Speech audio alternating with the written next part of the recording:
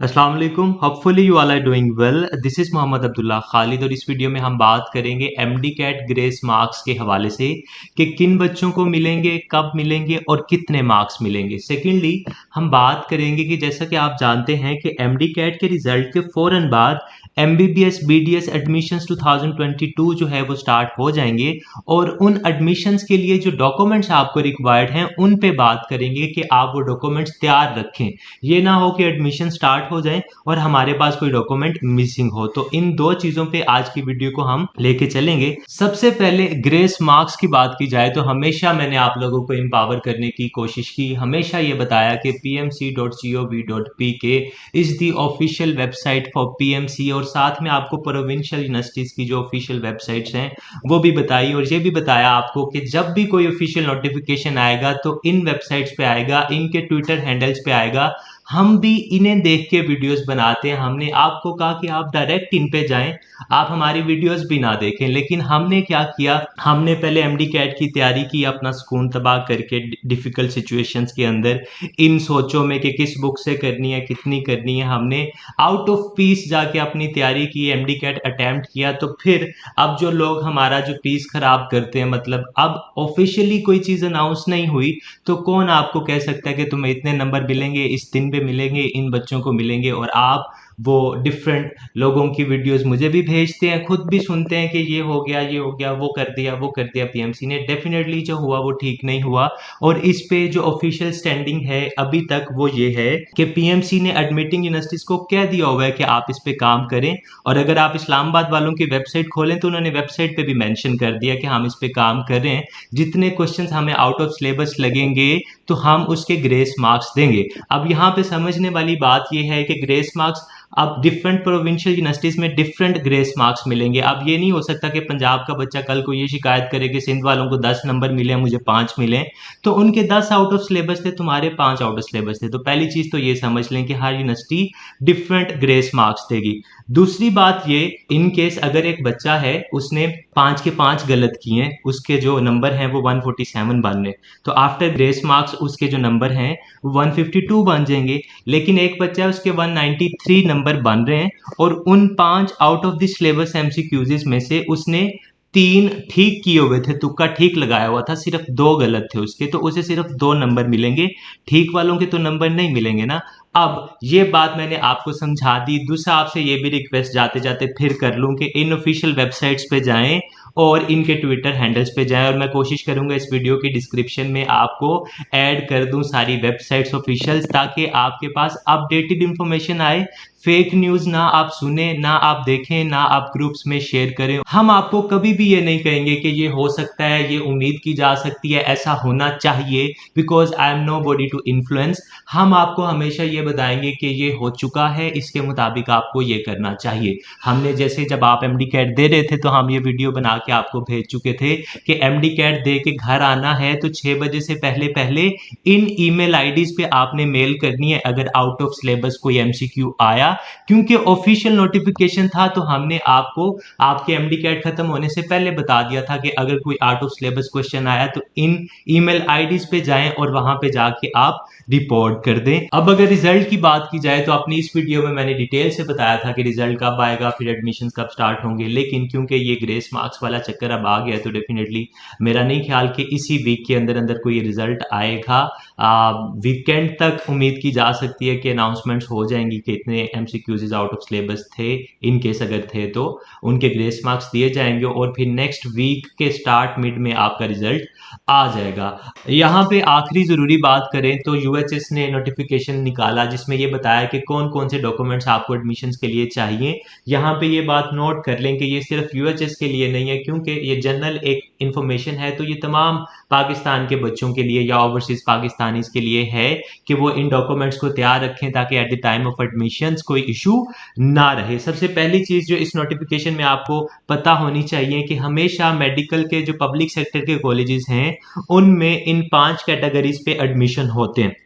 Open merit की seats होती हैं, डिसेबल स्टूडेंट्स की सीट होती हैं, अंडर डेवलप जो डिस्ट्रिक्ट्स होते हैं उनकी सीट्स होती हैं, ओवरसीज पाकिस्तानियों की सीट होती हैं और साथ ही साथ रेसिप्रोकल सीट्स होती हैं, मतलब एक सूबे की दूसरे सूबे में एक आधी सीट होती है। जैसा कि अगर मैं पंजाब की बात करूं तो पंजाब के बच्चों की सिंध में कोई सीट नहीं है, लेकिन आज़ाद कश्मीर के तीनों मेडिकल कॉलेजेस में 3-3 सीटें हैं रेसिप्रोकल पंजाब के स्टूडेंट्स की।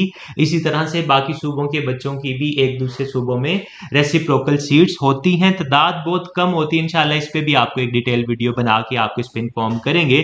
डॉक्यूमेंट्स की बात करें तो एक तरतीब से लेके चलते हैं। सबसे पहले आपको मैट्रिक का सर्टिफिकेट चाहिए। इन केस अगर आप लेवल बैकग्राउंड के हैं तो आपको आईबीसीसी का इक्विवेलेंस चाहिए ओ लेवल के लिए। इसके साथ आपको इंटरमीडिएट का सर्टिफिकेट चाहिए। अगर ए लेवल किया है तो आईबीसीसी का इक्विवेलेंस सर्टिफिकेट चाहिए for A levels. In addition to this equivalence certificate आपको अपने जो ओए लेवल्स के ओरिजिनल सर्टिफिकेट्स हैं वो भी चाहिए होंगे। डोमिसाइल चाहिए होगा आपको। इन केस अगर आप पाकिस्तानी स्टूडेंट नहीं हैं, ओवरसीज हैं और इस तरह के ओवरसीज हैं कि पाकिस्तान आज से पहले कभी नहीं आए, तो आपके बजाय आपके मदर या फादर का डोमिसाइल भी चल जाएगा। आपका अपना स्टूडेंट का अपना सीएनआईसी बेफॉर्म या पासपोर्ट होना लाजमी है और उसके गार्डियन का सीएनआईसी बेफॉर्म और पासपोर्ट जो है वो होना लाजमी है। ये मजेदार बात है कि फोटोग्राफ जो है वो रिसेंट होनी चाहिए। बच्चे अपने मैट्रिक वाली लगाते हैं जो कि बिल्कुल भी नहीं लगानी, और बैकग्राउंड वाइट होना चाहिए या स्काई ब्लू होना चाहिए। ये बात मैं इसलिए कर रहा हूँ कि कुछ बच्चों की जो एडमिट कार्ड हैं वो मैंने खुद डाउनलोड किए थे और मैं देख रहा था उनकी जो शक्लें थी उसके अंदर उनके जो बैकग्राउंड्स थे, तो खुदारा ये ऑफिशियल कॉरेस्पॉन्डेंस होती है, तो इसमें आपने जो भी डॉक्यूमेंट्स देने हैं ऑफिशियली प्रोफेशनल वे में अपनी अपनी जो एक पासपोर्ट साइज तस्वीर होती है वो लगानी है। घर बैठ के सेल्फी लेके वो नहीं लगानी। जो डिसेबल कैंडिडेट्स की सीट्स पे अप्लाई करेंगे उनके पास प्रॉपर सर्टिफिकेट होना चाहिए जो मिनिस्ट्री ऑफ सोशल वेलफेयर की तरफ से उन्हें मिला हो। साथ ही साथ अब बात करें अंडर डेवलप्ड डिस्ट्रिक्ट्स की, तो इसका हरगिज ये मतलब नहीं है कि जो डिस्ट्रिक्ट्स अंडर डेवलप्ड डिस्ट्रिक्ट्स में आते हैं आपका डोमिसाइल उधर का है तो आप इस कैटेगरी में अप्लाई कर सकते हैं, बिल्कुल ऐसी बात नहीं है। इसका मतलब ये है कि आपका डोमिसाइल भी उस डिस्ट्रिक्ट का होना चाहिए। For example Cholistan is a under developed district of Punjab, तो अगर आपका डोमिसाइल उधर का है तो आप एलिजिबल हैं उसमें अप्लाई करने के लिए, लेकिन शर्त यह है कि आपने सारी जिंदगी गुजारी भी वहां पे हो। ये नहीं है कि डोमिसाइल उधर क्या है बैठे लाहौर पे, तो फिर आप इस सीट पे अप्लाई नहीं कर सकते। आपको प्रॉपर वेरिफिकेशन चाहिए, उस एरिया का स्कूल लीविंग सर्टिफिकेट चाहिए, कॉलेज लीविंग सर्टिफिकेट चाहिए, और साथ ही साथ अगर मैं आपको बताऊं तो उन्होंने ये आपको फॉर्मेट दिया है कि आपने इसके ऊपर अपने इलाके से साइन कराने के फर्स्ट स्टैंडर्ड से लेके 5th स्टैंडर्ड तक आप इस कॉलेज में पढ़े, इस स्कूल में पढ़े, फिर आप 6ठी से 8वीं तक इस स्कूल में पढ़े हैं, मैट्रिक आपने इस स्कूल से किया है, फिर आपने इंटर इस कॉलेज से किया है, और वहाँ के प्रिंसिपल के साइन भी होने हैं वहाँ पे, ताकि ये वेरीफाई किया जा सके कि आपकी रिहाइश भी उसी इलाके में रही है, आप किसी अच्छे इलाके में नहीं रहे। तो तसल्ली करके वो आपको ये सीट देंगे। चोलिस्तान के जो बच्चे हैं उन्हें ये सर्टिफिकेट जो है वो फिल करके ये साइन करके अटैच करके देना पड़ेगा साथ। और अगर हम फर्दर बात करें तो इसमें उन्होंने बताया कि जो ओवरसीज पाकिस्तानी हैं उनके पास एक वैलिड स्टे कार्ड होना चाहिए कि जो ये बताए कि ये गारंटी दे कि ये बच्चा वाकई ही आउट ऑफ पाकिस्तान रहता है। जो दूसरा गारंटी है जो उन्होंने आपको परमिट दिया है वहाँ पे रहने का, वो डॉक्यूमेंट आपको चाहिए होगा। हाफिज कुरान स्टूडेंट्स की बात की जाए तो उन्हें हिफ्ज कुरान सर्टिफिकेट साथ में चाहिए होगा, और साथ ही साथ आपको अपने जो है थंब इम्प्रेशन और अपने सिग्नेचर के जो है इम्प्रेशन उसको भी स्कैन करके उसका भी एक डॉक्यूमेंट बना लेना चाहिए। यहाँ पे मज़ेदार बात यह है कि जो स्टूडेंट्स और पेरेंट्स अक्सर सवाल पूछते हैं कि हम एक से ज़्यादा कैटेगरी में अप्लाई कर सकते हैं, तो जी हाँ आप कर सकते हैं।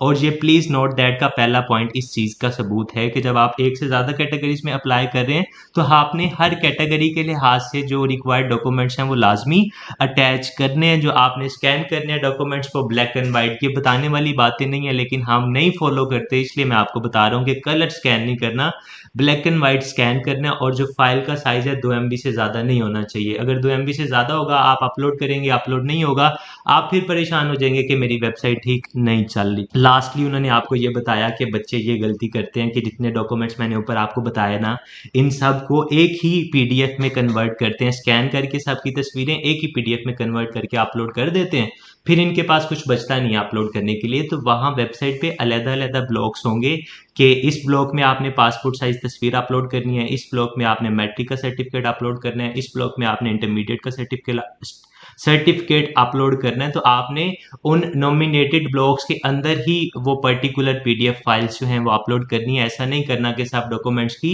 एक ही पीडीएफ जो है वो आप बना लें। और लास्टली उन्होंने ये कहा कि जितने भी आपके डॉक्यूमेंट्स हैं उनको मतलब क्रॉप करते हुए या उनको रीसाइज करते हुए उनको उनकी जो स्केल है वो ख़राब नहीं करना। बच्चे क्या करते हैं कि अपनी तस्वीर है उसकी विड्थ और लेंथ दोनों इकट्ठी बढ़ाएंगे तो स्केल ख़राब नहीं होता, और जब वो सिर्फ लेंथ बढ़ाते हैं तो शक्ल के जो तासुरात हैं बंदे के वो थोड़े से अपसेट हो जाते हैं। तो इस उम्मीद के साथ जो बातें मैंने गैर ज़रूरी भी आपको समझाने की कोशिश की है आपको समझ आ गई होंगी और आप इस पे लाजमी अमल करेंगे। Thank you very much.